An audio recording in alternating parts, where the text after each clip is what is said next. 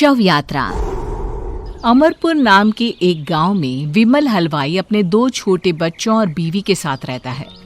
विमल की पत्नी ज्योति भूत प्रेत जादू टोने में बहुत माना करती थी। इसका बिल्कुल विपरीत विमल इन चीजों को दक्यानुसी माना करता था। रोज की तरह विमल अपने मिठाई की दुकान जाने के लिए निकलने की हड़बड़ी में होता है। मैं निकलता हूँ ज्योति, देरी हो जाएगी, दुकान भी खोलनी है मुझे। अजी ध्यान से, आज अमावस्या है।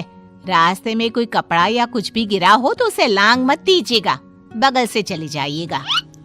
अरे ऐसे तो तुम मुझे पागल ही कर दोगी क्या? हाँ, मैं नीचे देख कर चलूं कि सामने से कोई गाड़ी घोड़ा आकर मेरे ऊपर से चला जाए? दोनों हालत में तो मेरी ही मौत है। अरे क्यों सुबह सुबह इतनी अपसुगनी बातें कह रहे हो जी? मेरे गांव में तो ऐसा आंखों के सामने होता हुआ देखा है मैंने, इसीलिए कहती हूँ। वरना मुझे क्या, पड़ोसी को तो नहीं कहना चाहती मैं। पति हैं आप मेरे, इसलिए बोल रही हूँ। विमल अपनी मिठाई की दुकान चला जाता है। दुकान पर पहले से ही ग्राहकों की लंबी लाइन लगी हुई थी। ये लो, वहाँ ज्योति अमावस्या को लेकर परेशान है और आज तो हमेशा से ज्यादा ही लंबी लाइन लगी पड़ी है। अच्छी खासी बिक्री होगी आज। विमल दुकान खोलता है। एक के बाद एक ग्राहक उसकी दुकान पर मिठाई ले रहे होते हैं।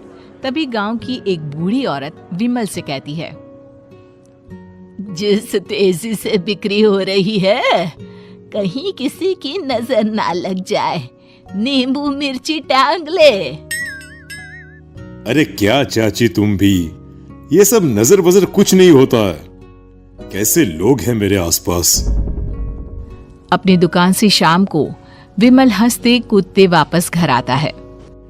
हाँ, आज तो अच्छी खासी बिक्री हुई है।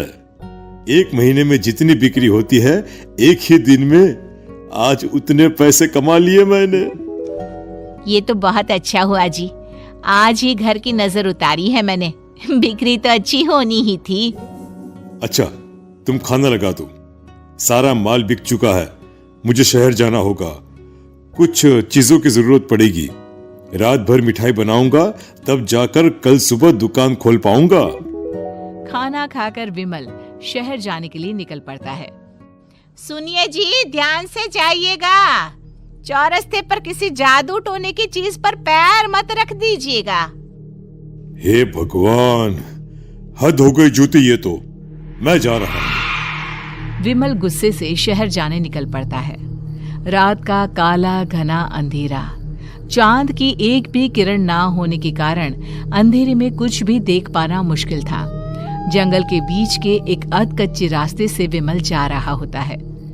चारों तरफ गुफ अंधेरा और सन्नाटा सुनाई दे रहा था, और सुनाई दे रही थी विमल के पैर के नीचे आ रहे सूखे पत्तों की आवाजें। तभी अचानक दूर से उसे कुछ आवाजें सुनाई देती है। अरे, ये इतनी रात को जंगल के रास्ते कौन जा रहा है? शायद कोई टोली होगी।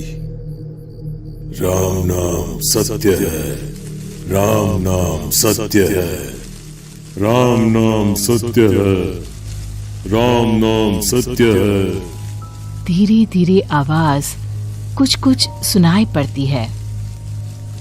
आवाज धीरे धीरे और नजदीक आती सी लगती है। विमल देखता है कि उसके सामने से सजी धजी सफेद कपड़े में लिपटी एक अर्थी निकल रही है, जिसके साथ 5 लोग ही थे। 4 आदमियों ने उसे कंधा दिया हुआ था। एक मटका लिए आगे आगे बढ़ रहा था। विमल के बिल्कुल सामने आकर अर्थी रुक जाती है। उसमें से एक आदमी विमल से कहता है, अरे भाई, जरा अर्थी को कंधा लगाना, मैं बहुत थक गया हूँ, बड़ी मेहरबानी होगी। हाँ भाई, कंधा तो मैं लगा दूं, पर रात को 12 बजे ये शव यात्रा, इस समय कौन अर्थी ले जाता है? तभी विमल को ऐसा लगता है कि शव में से आवाज आई, हम ये आवाज। मजबूरी है भाई, आप कंधा दीजिए, मैं रास्ते में सब बताता हूँ आपको। विमल अर्थी को कंधा दिए चल रहा होता है कि उसे ऐसा लगता है कि हाथ में मटका लिए जो आदमी शव के आगे चल रहा है उसके पैर उल्टे हैं।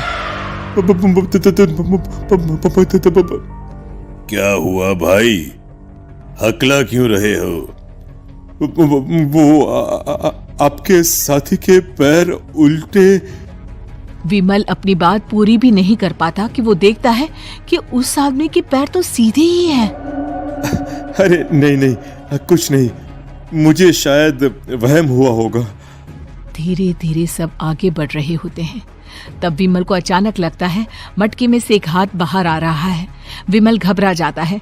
इसके पहले वो कुछ बोल पाता, कल्लू कहता है, मेरा नाम कल्लू है। हम 6 दोस्त थे, जिसमें से एक को तो तुम सोया हुआ देख रहे हो। इतनी पक्की दोस्ती थी कि जैसे हम सब सगे भाई हैं। पर किस्मत का कोई क्या कर सकता है। आज से 4 साल पहले एक नदी में हम सब नहाने गए थे, जिसमें डूबकर राजेश की मौत हो गई। किसी मजबूरी के कारण हमें उसकी अर्थी को रात को ही शमशान घाट ले जाना पड़ा। हम 5 उसे ले जा रहे थे। 4 साल पहले आप 5 में मैं कुछ समझा नहीं। मंकू अपनी गर्दन पीछे घुमाकर अपनी आंखें बड़ी बड़ी कर बीमल से कहता है, अरे भाई, पूरी कहानी खत्म होने दो, फिर बीच में बोल लेना, ठीक है? तभी रास्ते में एक हादसे में अपने दोस्त के साथ हम सभी मर गए। वो सामने देखो, हमारा दोस्त। बीमल सामने देखता है। उसे दिखता है कि एक ऐसा आदमी जिसका शरीर कई जन्मों से पानी के अंदर रहने के कारण सफेद पड़ गया है। उसकी आंखें बाहर की ओर निकली हुई थी। फिर ये अर्थी किसकी है?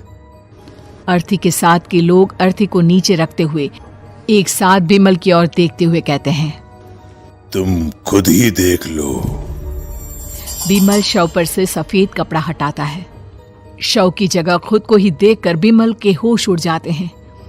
वो शव बीमल की ही थी। पलक झपकते ही बीमल उस अर्थी की जगह पर होता है। 6 के 6 दोस्त उसी तरह अर्थी को उठाकर चलने लग जाते हैं। राम नाम सत्य है। राम नाम सत्य है। राम नाम सत्य है।